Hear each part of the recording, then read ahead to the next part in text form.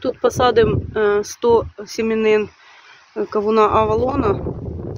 У нас крупні семена. Вот. Тут у нас посаджений талісман кавун. А отут буде в началі у нас посаджений кавун. Далі за ним буде знову талісман. Будемо наблюдати.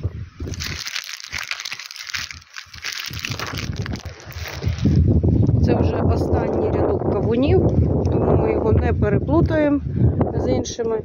Тут вже буде перший рядок дині. І першою ми посіємо нашу пробну диню Сару. Цих 100 штук. А далі продовжимо вже норой.